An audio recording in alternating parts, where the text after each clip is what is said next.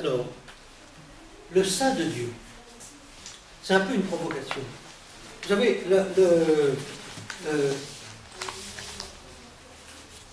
il ne faut pas oublier, je ne sais pas si je vous ai dit ça, mais je vous le dis là maintenant. L'Évangile est écrit entre 60 et 70. Il nous raconte une histoire qui s'est passée autour de l'année 30. Il est porteur, le texte que nous avons est porteur des préoccupations, à la fois de l'enseignement de Jésus, et il est porteur de la préoccupation de cette communauté chrétienne qui a déjà une petite histoire. Donc, je l'ai dit à propos, j'ai déjà noté ça à propos des deux titres qui sont donnés, je pense, au départ. Le titre de Fils de Dieu étant plus compréhensible dans un milieu païen, et le mot Christ n'étant compréhensible que dans un milieu juif. Mais tout au long de l'Évangile, là il y a une autre tresse qui se met en... qu'il faut bien avoir à l'esprit. C'est-à-dire que la tresse Jésus en haut, les paroles de Jésus, l'enseignement de Jésus, et puis en bas, la communauté de Marc.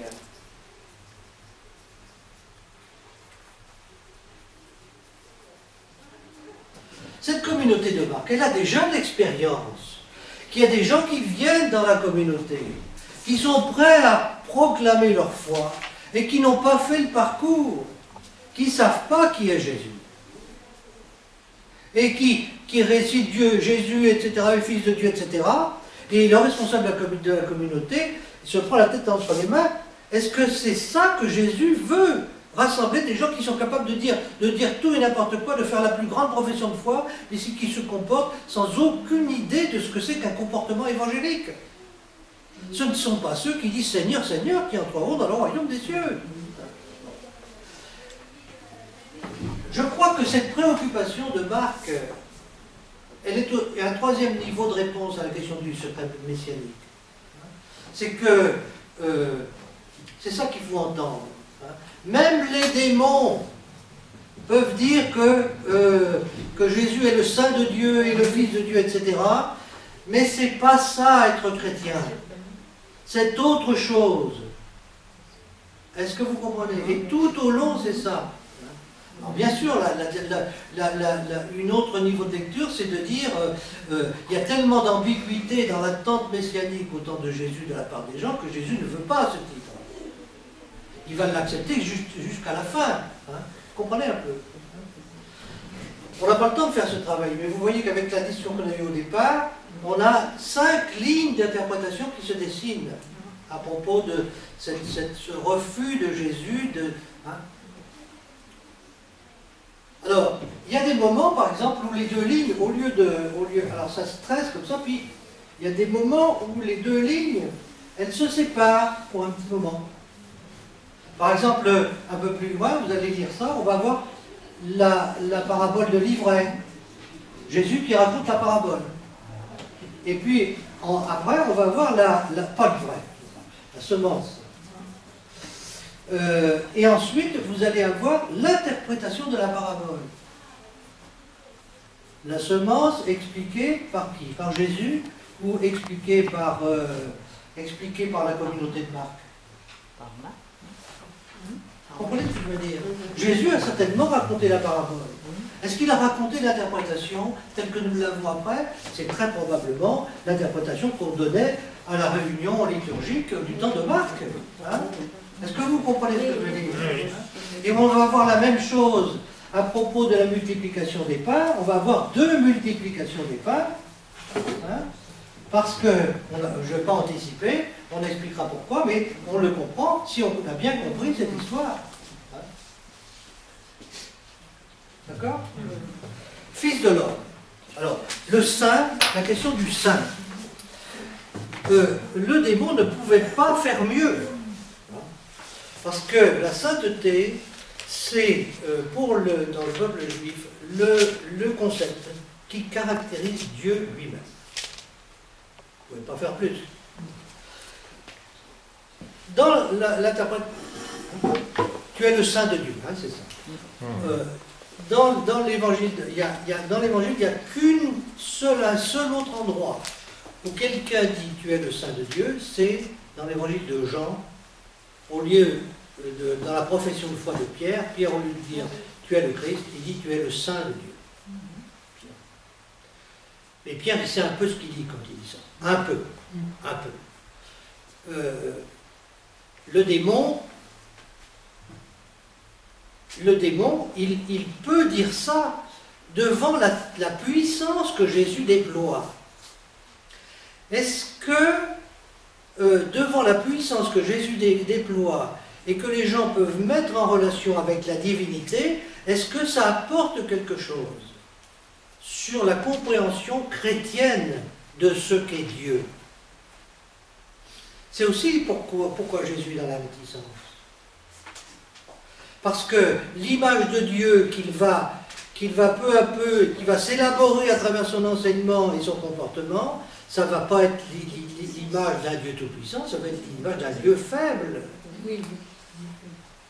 Acceptant la faiblesse. Et donc, il y a beaucoup de gens qui ont suivi, sans doute Jésus, dans l'évangile de Jean, c'est tout à fait marqué, parce qu'il était puissant en actes, il faisait des choses intéressantes. Hein. Multiplier les pains, alors disons, un gars qui multiplie les pains, c'est intéressant. Bon. Vous voyez un peu les ambiguïtés hein, de tout ça. Alors, quel titre Jésus se donne à lui-même? Il dit pour la première fois dans l'épisode de la guérison de ce garçon qu'on descend par le toit, il parle du Fils de l'homme. Lorsqu'il parle du Fils de l'homme, il parle toujours à la troisième personne. Jamais il dit « je suis le Fils de l'homme ». Il dit toujours, comme à la cantonade, « le Fils de l'homme ». Mais, alors le Fils de l'homme, dans l'araméen, ça peut dire tout simplement l'homme. Un fils d'homme, c'est un homme. Ah oui. Mais, dans la manière dont Jésus l'emploie, et dans la plupart du temps dans l'Évangile, ça se réfère à une image très particulière, à un passage très particulier du livre de Daniel, au chapitre 7. Voilà. Est-ce que vous avez votre Bible? Non? Ah, il faut apporter votre Bible. Hein? Ah oui. Alors, Daniel, le chapitre 7. Hein? Je vous le lis. Hein? Chapitre 7, vous savez, Daniel est classé dans les prophètes. Mais en fait, ce n'est pas un livre prophétique, c'est un livre de sagesse. Hein? Et qui appartient déjà à cette littérature qu'on appelle la littérature apocalyptique. Hein? Où, au lieu de parler, on développe des visions. Hein? Et donc, le livre de Daniel, chapitre 7, développe une vision. Je vous lis. Je contemplais dans les visions de la nuit. Voici, venant sur les nuées du ciel, comme un fils d'homme. Il s'avança jusqu'à l'Ancien et fut conduit en sa présence. À lui fut conféré empire, honneur et royaume, et tout peuple, nation et langue le servirent. Son empire est un empire éternel qui ne passera point, et son royaume ne sera point détruit. Pour les Juifs d'autant de Jésus, cette référence à Daniel 7 est une référence connue, habituelle. C'est une référence. On sait que le Messie, quand les Juifs veulent décrire à ce moment-là l'image du Messie, hein, parmi toutes les références, qui sont nombreuses, hein, celle-là est une référence importante. Ils ont beaucoup de peine à expliquer, parce que l'Ancien, c'est Dieu. Hein. Et devant le trône de Dieu, voilà un homme, une figure d'homme qui s'avance. Daniel voit ça. est-ce que c'est un homme qui représente un peuple? Est-ce que c'est par exemple le peuple d'Israël, hein, qui à travers cette figure d'homme s'avance vers Dieu? Et est-ce que c'est au peuple d'Israël que le Dieu, l'Ancien, va donner l'empire sur toutes les nations, etc., comme c'est décrit après? En fait, c'était bien ça que les Juifs croyaient. Hein, c'est que Dieu allait évangéliser, pas évangéliser, mais attirer à lui toutes les nations à travers Israël. Hein, vous savez bien les textes qu'on lit au moment de l'Avent, hein, de tous les peuples de la terre qui viennent à Jérusalem apporter leurs présents, etc. Hein, bon. Ça relève de la même explication. Hein, c'est-à-dire que Jésus, indirectement, va faire, quand il va parler de lui-même, sans se désigner lui-même comme fils de l'homme, va faire référence au fils de l'homme. Et quand à son procès, quand le grand prêtre l'interrogera, eh bien il fera référence aussi à cette figure, hein, puisqu'il dira le Fils de l'homme sera effectivement, vous verrez un jour le Fils de l'homme sur les nuées du ciel. Donc, indirectement, très indirectement, Jésus dit que, à travers ce qu'il est en train d'enseigner, ce qu'il est en train de faire, ce comportement, à travers cette proximité que Dieu a avec son peuple, qui est la proximité du royaume, hein, puisque au bout d'un certain temps, on va comprendre que le royaume, c'est lui, hein, que le roi, c'est lui. Hein.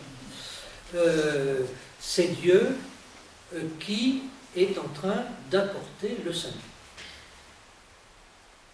Est-ce que vous voyez un peu comment ça chemine? Alors, dans l'Évangile, il y a des choses extrêmement simples qui nous parlent dans la vie ordinaire. Hein, et puis, il y a des références qu'on ne peut comprendre que par l'Ancien Testament. Et ces références à l'Ancien Testament, effectivement, elles enrichissent considérablement le temps. Le sens. Alors, ce que Jésus les apôtres ont très bien compris ça. Hein, et ils vont croire que Jésus va effectivement se couler dans l'image du Fils de l'homme qui reçoit pouvoir sur tout. Hein. Et Jésus, peu à peu, va leur dire, mais ce Fils de l'homme, effectivement, il va recevoir pouvoir sur tout, mais il faut qu'il passe d'abord par la dérision. Et il y a une autre prophétie que Jésus va conjoindre à cette prophétie de Daniel, qui est le serviteur d'Isaïe. Celui dont les blessures nous ont guéris. Ce que c'est les textes qu'on lit au moment de la Passion. Donc vous voyez un peu comment tout ça se parcourt, se densifie d'une certaine manière. Alors, les images que Jésus utilise pour lui-même, hein, de temps en temps, il parle du Fils de l'homme, pas souvent. Mais il y a un autre livre de la Bible, de l'époque, qui était très important, et qui disait que le Fils de l'homme aurait le pouvoir d'effacer les péchés. Et c'est pour ça que Jésus fait référence aussi, qui commence par effacer les péchés. Et vous avez remarqué qu'il ne demande pas aux garçons de se confesser. Oui. Pour nous, c'est très important. Hein, on ne nous parle jamais de ça. Hein. Jamais Jésus demande aux gens de se confesser. Jamais. Alors, qu'est-ce que je suis en train de dire là? Je suis en train de dire que Jésus annonce le salut, hein, et que le salut précède tout. La bonne nouvelle, c'est que le pardon nous précède. Dieu n'attend pas l'expression de nos péchés il n'attend pas ça, parce que le pardon nous précède. C'est le Fils du Père là, le Père du